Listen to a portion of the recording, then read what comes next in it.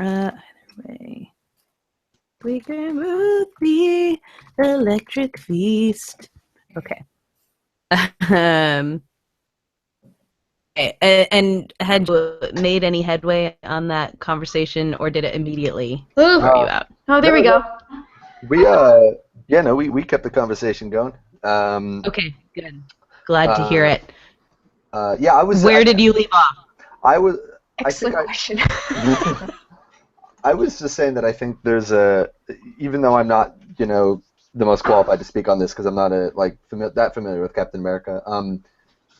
There's a difference between having a character do something terrible and like the authors kind of condoning the terrible thing they're doing. Mm-hmm. Like the fact that Captain America is a Hydra agent doesn't mean that Marvel is saying, "Hey, it's good that he's a Hydra agent." That that would obviously be offensive. That would be all sorts of ridiculous things, but that would be a big reversal from the general attitude the comics has taken towards it. But people would have a lot of good reasons to be mad at that. A lot of good reasons to be mad there. But it seems to me that just having that character, I don't know. I'm still struggling. I feel like I have 4 out of 5 of the reasons why I should be offended as a Jew, and there's a crucial link that's just not there.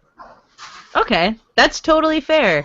It's why it's so nice to have someone who actually is sort of in that perspective to think about things. It's so easy to sort of, take and obviously you don't speak for every Jewish person on the planet as this person who authored this article. What's the point of having Seth on here if he's not going to speak for every Jew in the world? The Grand Master of Jews.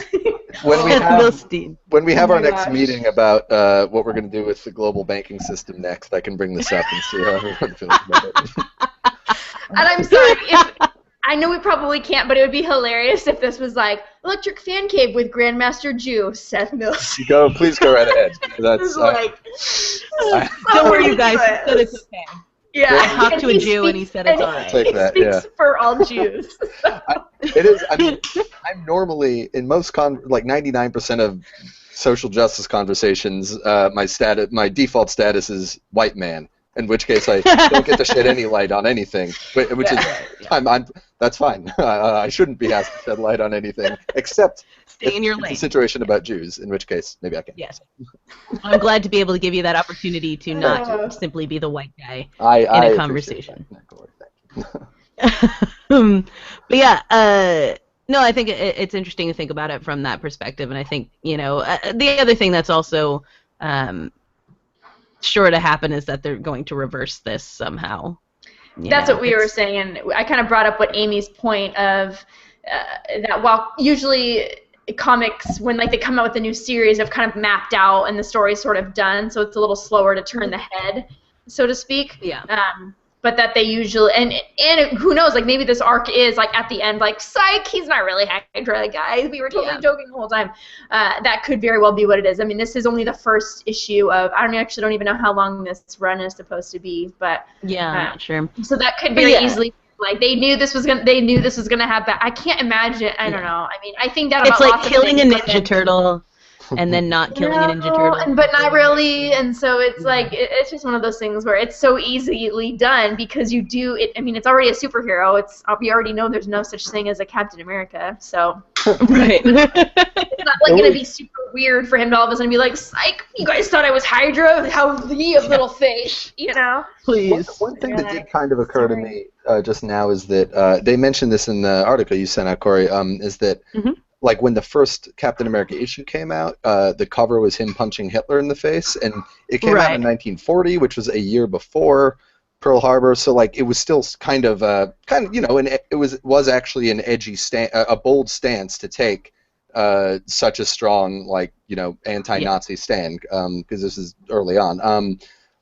So I could kind of see how that perspective, turning him into a sort of de facto Nazi sympathizer would seem to fly in the face of that. But even still, it's not I'm not saying anti-Semitism isn't the problem, but Nazi Germany is not a threat now. So it's not oh my God, we've lost this powerful pop culture ally in our fight against the Nazis. Right. Yeah. He doesn't necessarily. He's not the same symbol that he was. He's not necessarily the same symbol, and the symbol he once was doesn't maybe have as much specific relevance vis-a-vis the Nazi Party as it did in 1940.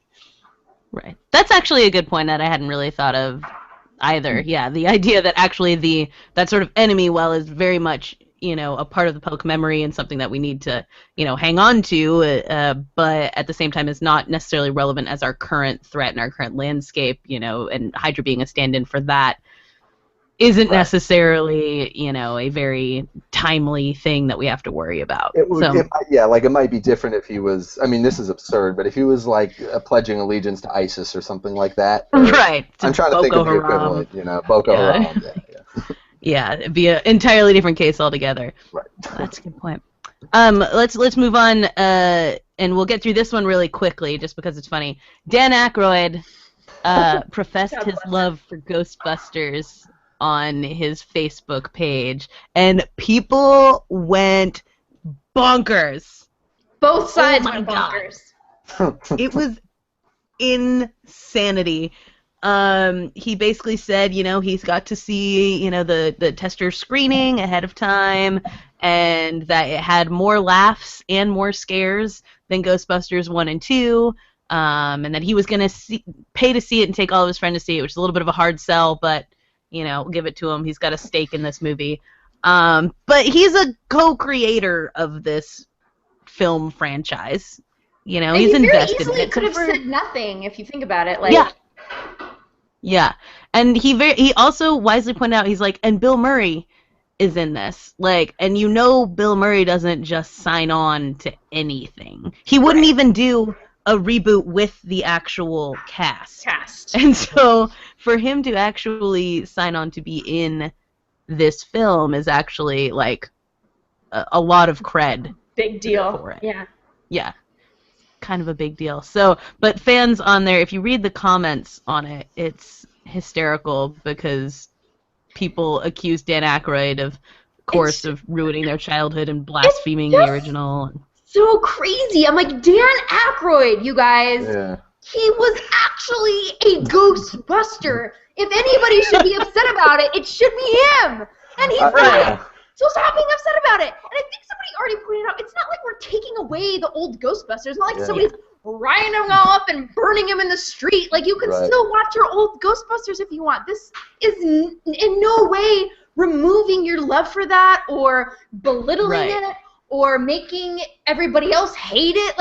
It doesn't have anything to do with you and your old love for Ghostbusters. It's simply, it's just so infuriating. I think it comes down to just fragile masculinity and all roads lead to the fact that there's just a bunch of man babies out there who don't like the fact that there's an all-girl Ghostbusters. They also don't like that there's girls in Star Wars either, Steph. Yeah, the girls in Star Wars didn't go. That's also a very sore subject. I was reading one of those idiotic pieces against Force Awakens the other day, which is why I was thinking that. But so they're just going to find a reason to I think their insecurity and the anxiety about it is so sort of frantic that they'll even get upset at Dan Aykroyd. Dan Aykroyd, the god of Ghostbusters. Yeah, for not even insulting original. Yeah. Great, and this one's even better. That should be good.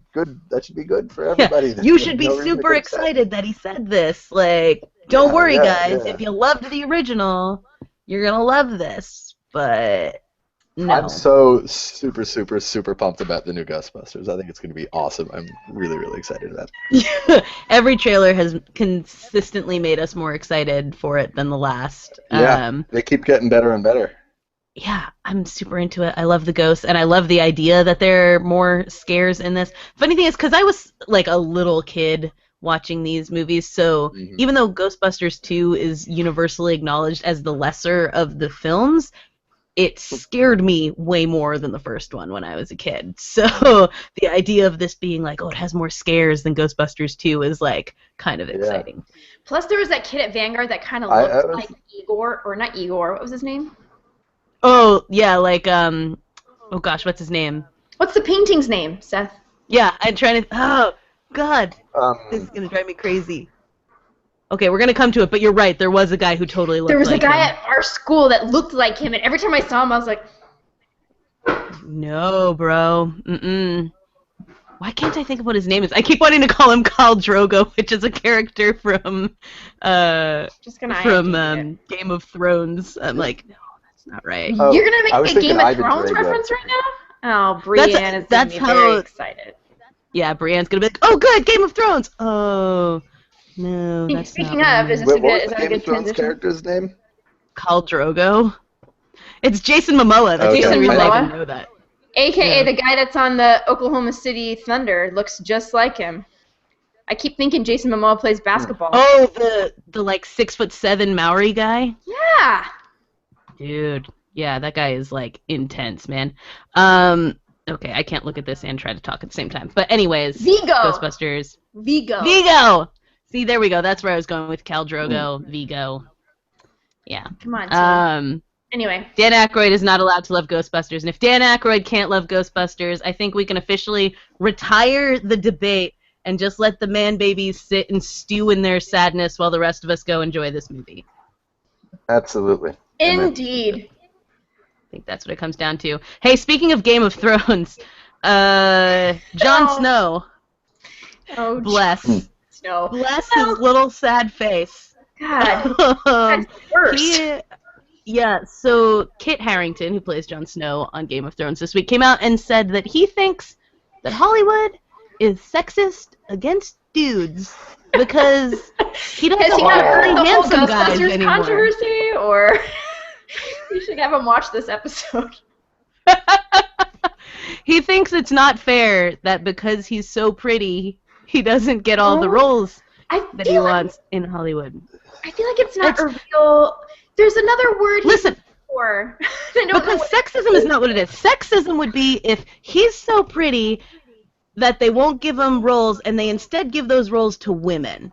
Yes, what he's talking about, he's talking about maybe unrealistic standards, or it's not like he's talking about objectification or which is like the key thing. I think like any guy should ask themselves if they're saying this is sexist against men.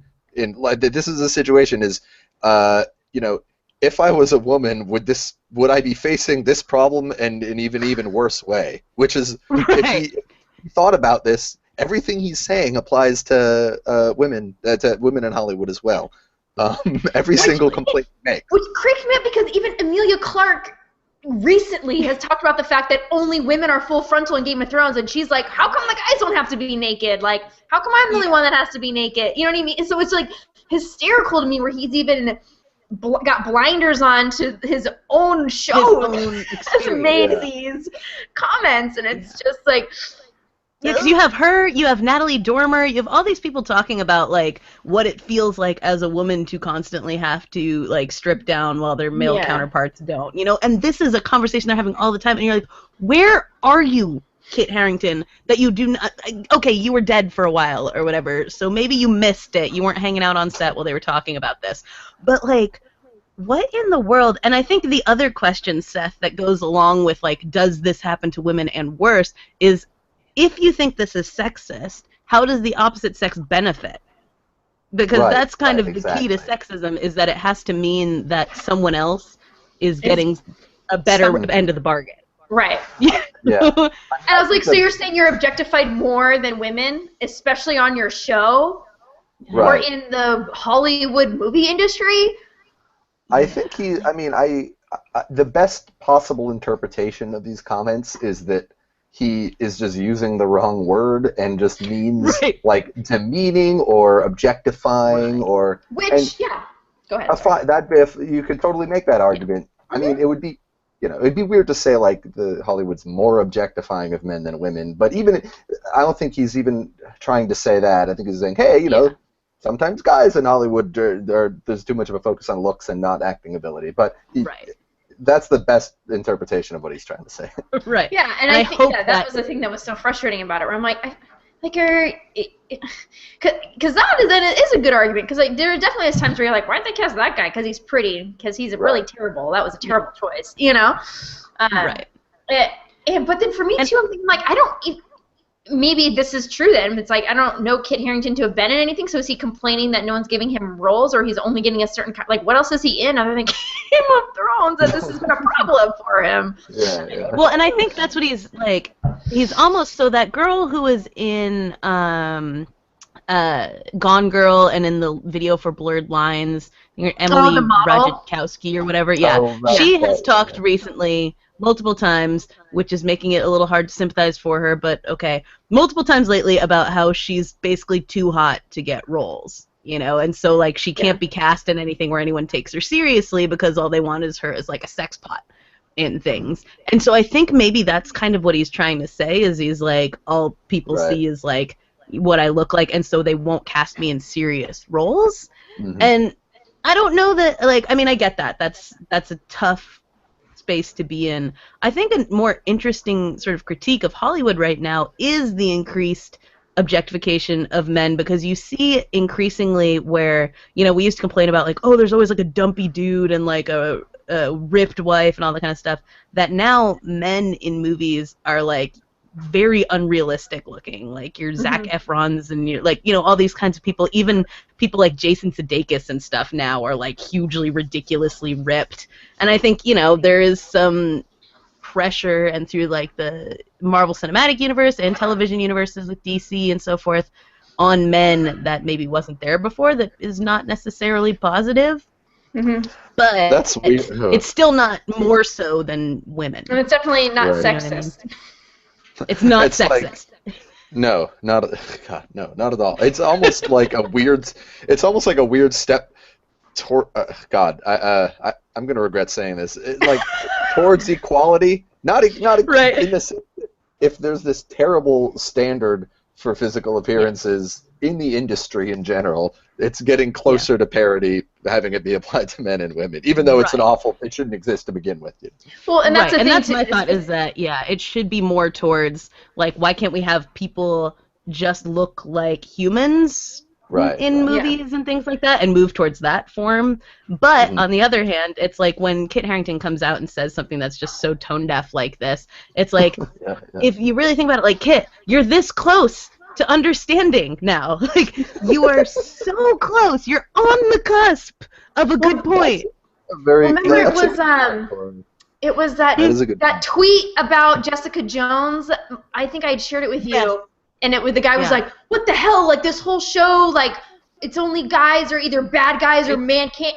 Oh yeah. It was like this whole like realization of, it was like just riling, is that the wrong word? Right, raging against this, and then it's like halfway through, he's like, "Oh, that's what it's like." And so what's funny about it is I feel like maybe, not that you want people to have to experience what you're experiencing, but if that's the only way for them to see, like, this is a problem, and unfortunately sometimes I feel like the pendulum has to swing the complete opposite way. And not that I don't think we should be objectifying anybody, although let's be honest, we all do it at some point.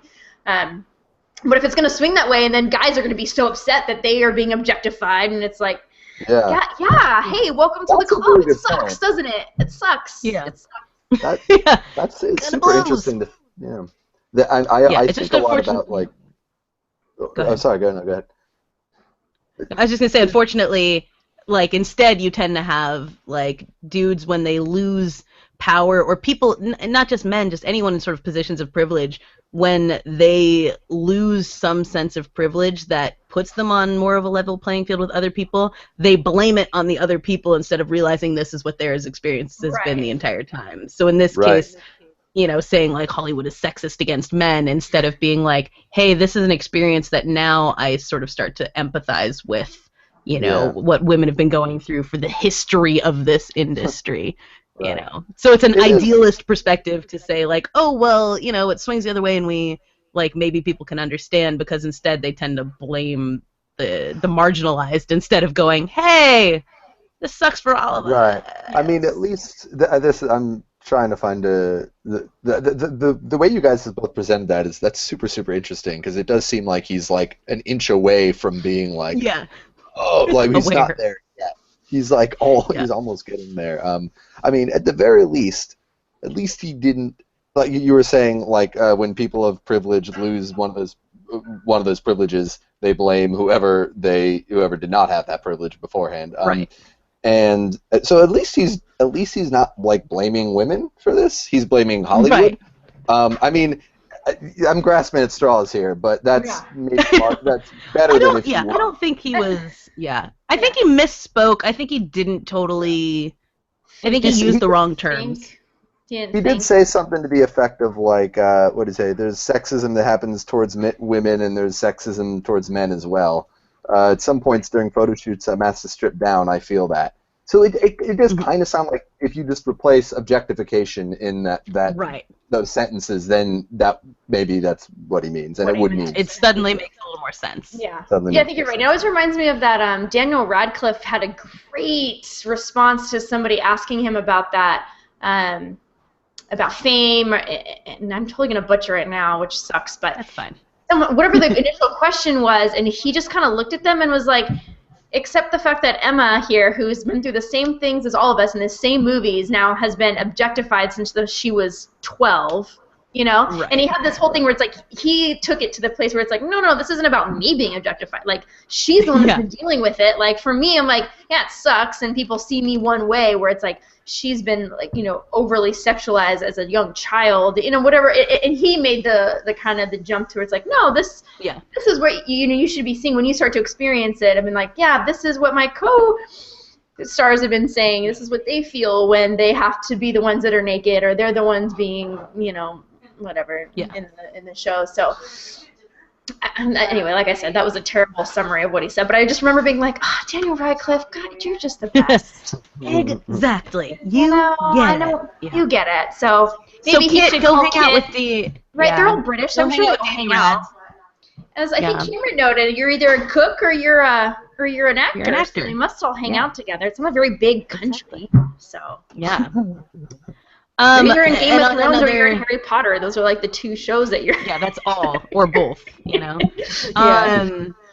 The last sort of serious topic we must approach then, which is semi-related to this sort of thing, and sexism in Hollywood, which I think shows exactly what kind of sexism there is in Hollywood that men don't have to face, is the Johnny Depp Amber Heard abuse allegations. And what I specifically wanted to sort of bring up was the defenses of Johnny Depp made by his ex-girlfriend, Vanessa Paradis, and his daughter, Lily Rose Depp, and then one of his friends who's a comedian. Was it Doug Stanhope? Was that his name? Sure. I never heard him, so I didn't know.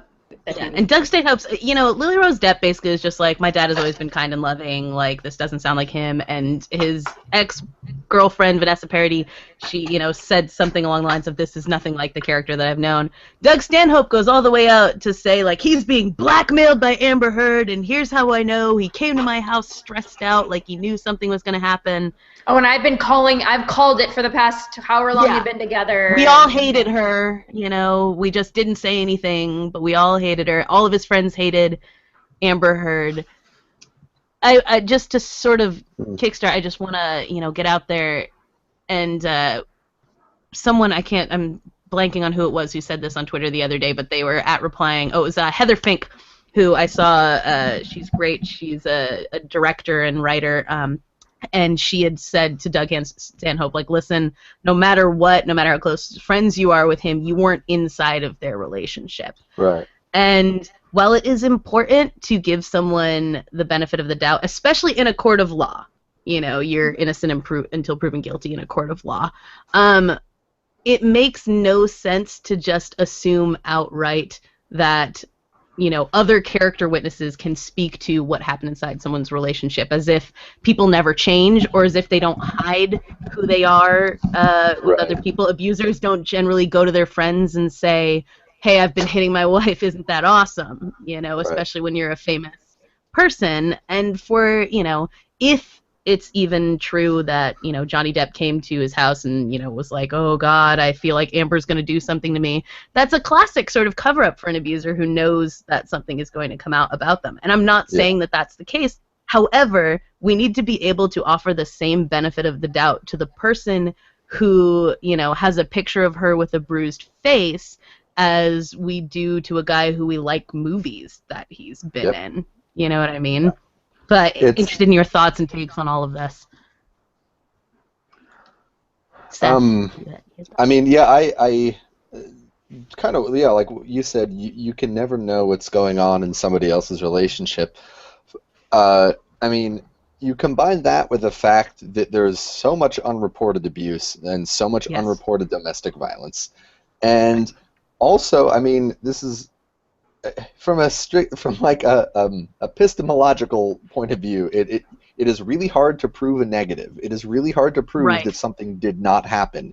And Doug Stanhope, when he wrote that thing, is saying, I know with certainty this thing did not happen.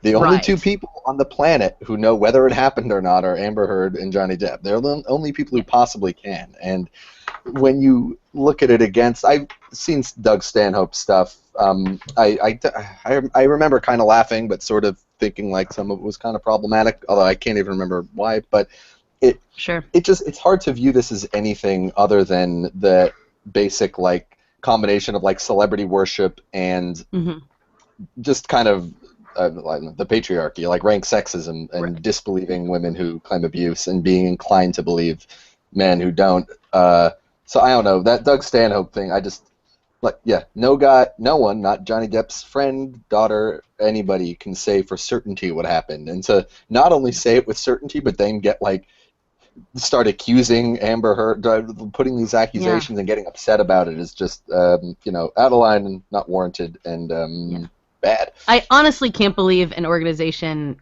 printed that. Like it's just so irresponsible in and of itself to have someone come out and make such allegations against someone's character in what's an ongoing case and what, largely, I mean, this is the thing that people have to realize is like we've somehow come to this narrative in culture where we think that women are doing this now just for revenge because it works out so great for them.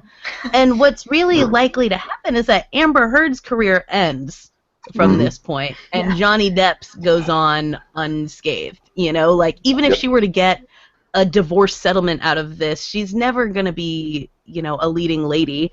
And she's, she's a beautiful starlet and all this kind of stuff, but this is it. This is the end of her career because she made this accusation. So the idea that this is somehow like a really great conniving move, especially 3 days after Johnny Depp's mother died, when everyone's sympathy is with him, like that makes no sense as an allegation. So again, I wasn't there either. I can't say for certain it happened or didn't happen, but the idea of relying on character witnesses in these rape cases is ludicrous because you honestly can't speak to, these kinds of things, and the court of law is the one that has to go through the actual evidence and say, does this, seem like it happened, collecting and gathering things, and it's hard. That's why women don't report things, is that it's really difficult to also prove that something like that happened when no one was in the room. But it makes no sense to jump to the conclusion that someone is trying to seek gain out of something that most of the time, the vast majority of the time, will end up ruining them and not the person that they accused.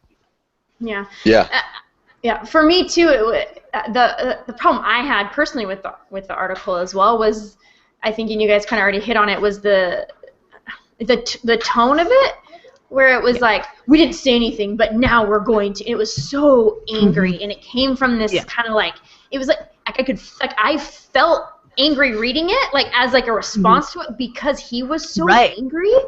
And it's like, okay, you didn't like your friends. We've all been there. We've all had a friend who's got a crazy girlfriend or boyfriend, and no one ever says anything, and we've all been there. But to then come out with this accusatory of clearly not somebody, and he even kind of mentions like doesn't really seem like someone they hung out with a whole lot because no one liked her. Right. Then. So to come out with this, just, I mean, it's just so, what's the word I'm looking for? It's God, I'm struggling now. I feel like it's like attacking her as a human, right? And as like a person where it's like I feel like he doesn't super know, like he claims to know Johnny Depp very well. They've been really great friends. Doesn't really claim to know Amber, but knows that she's a line. Yeah. Also, I liked that in there he said too, just to sort of cut in and you can continue, but he does put in, he didn't say anything because he didn't want to get kicked out of the circle, which tells you two things. One, that he's not that close to Johnny Depp, and two, that Johnny Depp's the kind of person who apparently is volatile enough to kick someone out if they criticize him. But not volatile enough to hit his wife. Yeah. Yeah, that's right. You're right. I forgot about that. He did say that, which was funny because it's like he's like, I want to be totally honest here, and I'm like, you're basically discrediting your own article in which you're hating on this woman who you don't super know, and I think that. So for me, and I always have a hard time with articles that use the type of language that he did, because that is emotional language. That's not like a article you use to say, hey, based on the facts of the case, based on the things that I know, like, sometimes you get these letters that are like, I really know so-and-so. Like, lots of times they write it in defense of the person because, like the one that you get from Vanessa or from Lily Rose, where it's like, neither of them said anything about Amber, and it just said the man that I know, the father that I've had, like, this is the experience I've had with him, which I feel like is a valid thing to say, because that is their experience, and they can't speak. They did try to speak into what their relationship was. They only spoke to their own relationship, and they both even said, like, the man I was with for 14 years never would have done something like this. That's my experience with him, where it's like, this was like, it was clearly not that way. It was about trying to discredit Amber and the things that she did, and I think you're right. It's one of those things, we're always like so shocked, like, oh, why doesn't anybody come forward? And you're like, well, why not? It's like, if Bill Cosby's got 50 women or plus, whatever, how many number of women it is, and it's like, oh, well, they're all out to get him. They're all out to get money, and you're like, really? There's like 100 people that are coming forward, and it really has done nothing except get them flack for it and get them ruined and all of these things. And so that argument just never seems to make sense, and I just had a hard time with it, just with, like I said, which is funny because I know my language isn't the cleanest, but I usually use it because I'm overly emotional and not thinking, like, stopping. When I'm stopping and thinking rationally and having a conversation with someone, like, then I use, like, regular people words, Yeah. So you had. I feel like when I see stuff like this, reactions like Doug Stanhope's, this is my own little pet theory, but I feel like as awareness of inequality and privilege really become, as it grows, as more and more people become aware of these sort of structural inequalities and attitudinal problems, and take steps to correct them and fix them and move us towards a more equitable place. As that process is happening, the most privileged people, basically in America, white men, there's a subclass of them who realize what's happening, and at every small little step in the process, even if it's something that's either directly related to it or maybe something like this, it definitely touches on a lot of issues of, like, systemic inequality and hierarchy and everything, but maybe isn't, like, directly at the heart of it. But if it's even tied to it, I think there's a lot of men that can sense, oh shit, like, this is one more battle we're losing in this war, and just freak out. And it's and then when I realize that's when I'm like, trying to find reason and logic in why they're acting the way their responses is just a losing battle, because it's an emotional reaction to what they perceive as is like losing a war, basically, Yeah, that's the perfect summary of exactly what it is. It's not based on sort of a really logical standpoint or even any attempt to understand, what the realities of domestic violence are or of the situation at hand. It's about sort of an emotional response to a sense of loss and a sense of, the patriarchy slipping or things of that nature. And it's something that I think, like, we have seen forever, and you see it in defenses of people like Woody Allen or of Roman Polanski and things like that, because we want to like someone's art, and also because of the sort of power and privilege that's wrapped up in that. And so these kinds of responses are very much just sort of like, no, it can't be, Yeah. Oh, this is. Yeah. What does this reflect back it can't. on me? Oh, it can't be. Oh. Yeah. Okay. You're right. Oh. Sorry, I didn't realize it couldn't be. If I'd known, I wouldn't have. Hadn't thought about it. Yeah, I wouldn't have said anything if I knew it couldn't be. The Cosby stuff is in particular as the evidence just becomes more and more undeniable to the point at which he's admitting to it in sworn testimony, and you still have these fucking idiot guys. Sorry, pardon. You still have these dudes like, well, hold on a second. Well, I mean, there's no logic here, Yeah, and even like with the Cosby thing too, one of the things that I find especially disappointing is that a lot of like black men and women, but a lot of black men have sort of taken that on as a thing to say, oh well, he's being unfairly targeted. It's just sort of the white system trying to take down a powerful, influential black man, and so it's almost the other side of that same thing, that it's like all of this power and privilege being concentrated on one group of people ends up affecting both in ways that result in marginalized people being further marginalized and further disbelieved and things of that nature. So it really, I mean, it's just a very like, this is exactly the kind of example that you have someone like Bill Cosby where no one wants to believe it, because in order to, you have to sort of acknowledge a lot of slippage in the ways we think about power and culture, and it's hard. It's a hard thing, but I mean, starting with coming from a place where we believe women first and foremost is seen as very radical because we believe men. That's the case. It's not a matter, you can phrase it any way you want and say like, well, no, we don't want to ruin someone's life over allegations. Johnny Depp's life's not going to be ruined. Just like Roman Polanski's life wasn't ruined and Woody Allen's life wasn't ruined. Yeah, Woody Allen came out and said all that disgusting stuff about his wife 2 weeks ago, and people will still go out and see his movies. And from the other side of the coin, like, how many women have gotten rich and famous by falsely accusing a movie star of rape or sexual or assault or something? I mean, that's just fantasy. It has never happened. It has never happened. Never happened. And so, yeah, that's what we think of that, you guys. I want to end on a note that is not as depressing, but possibly scary. So our closing note, I always love to close on a science note when I get a chance to. Did you hear the news this week, you guys? I did. Dinosaurs. Some dinosaurs may have had lips. Specifically, the T-Rex may have had lips. I love this because I've never conceived of whether dinosaurs have lips or not. I've never thought of. And now that you think about it, I've never thought of. Yeah, I haven't even thought of like if you have scales and you're a dinosaur. Like, how do you determine what a lip? Does it have to protrude a little bit to count as a lip? Well, and I kept looking at the pictures, thinking the pictures in the article were going to show it, but they all just still kind of look like a T-Rex. So the key difference. I mean, the difference was the teeth being covered when the mouth was closed. Yeah. And so this is one of those things where I'm like, cool. Like, either way, you know that the T-Rex got some big ass teeth, and that shit is scary.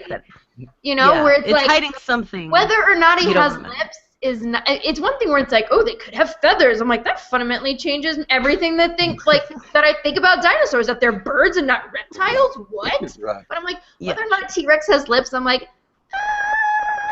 can we maybe solve global warming? I don't know. I'm sorry. I was like a little bit annoyed by it because I'm like, I honestly. Like, is he gonna like what does that give him? Like, he's got to wear chapstick now? Like, that's what the issue would have been. Whereas before he didn't. Yeah, I don't know how this could. Plus, ever since that stupid John Oliver thing, that was like, oh, no, a new study. So when I saw this, I'm like, a new study. Who knows what this quack came up with? While he was, tripping on acid in his bathtub. Okay, to be fair, this is a female scientist who is presenting this. Oh, see, again, I thought it was a man. Conference. Oh my god, I'm such a So yeah, you guys need to slow your roll on assuming everyone is a dude. Only stupid people. No, I'm just kidding. Yeah. I just experienced as you when I clicked on that article. I thought we were gonna. I wanted to see a picture of the dinosaur with lips. I was trying to imagine how I would be able to tell, like and I imagined a dinosaur doing like a duck face into the camera, like, sort of like, just like with a cell like kind of like like sort of looking behind it. Yeah, with a bottle of glass of champagne on its ass, and it's like. That is the greatest mental image ever. I'm so glad you acted that out, Seth. That'll be this week's that was good. GIF. One more time for the people at home. It's so good. I love everything about that. That's my impression of a sassy dinosaur with lips. There it is. There it is. So as the article, the link to the article that I posted said, adjust your nightmares accordingly. T-Rex now has lips. Or don't. Or don't. You know, whatever floats your boat. Or solve global warming, whatever. Seth, thank you so much for joining us. Sorry about the technical difficulties. Thank you guys. This was super ridiculously fun as it was last time, and as I hope it is again very soon. It's always fun to have you. Any new projects people should know about, and where can they find you on the internet? Oh, good. Yeah, thanks.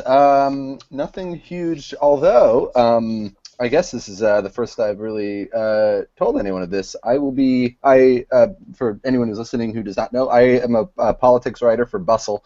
And I will be headed to Cleveland to cover the Republican National Convention in July, which I am very excited about. So you will be able to find my pieces on that at bustle.com, and everything that I write between now and then, which will be a lot because that is my job to write them. Oh, I can't wait! That's gonna be great.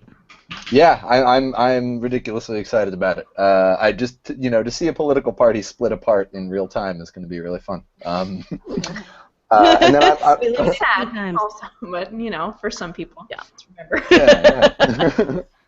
I'm recording an album, a solo album, and a Justin Bieber cover album in which you do "Baby" and "Friday" mashup. Indeed, it's really just Frosty the Snowman and Rudolph the Red-Nosed Reindeer.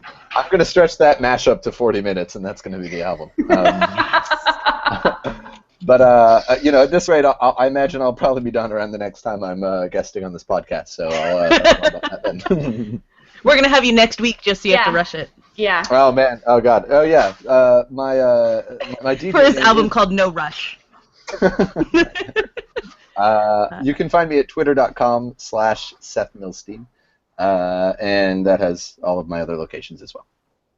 Sweet. Awesome. Well, great to have you as always. And as always as well, you can find us on the Stitcher, the iTunes, SoundCloud, all over the place. Wherever fine podcasts are found, you can find us. Also on YouTube at The Electric Feast. We're on Twitter at Electric Fancave, and we are on Facebook, Electric Fancave or Electric Feast. So make sure that you check us out, subscribe, tell all your friends, share, and don't forget to rate and review on iTunes because it helps more people find us. Spread the love. We want to talk to more people.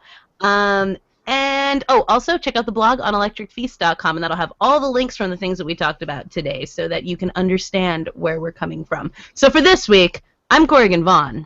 And I'm Kristen Lotterell. And I'm Seth Milstein. Peace out, everybody. Take it easy, guys. kids. Thanks again.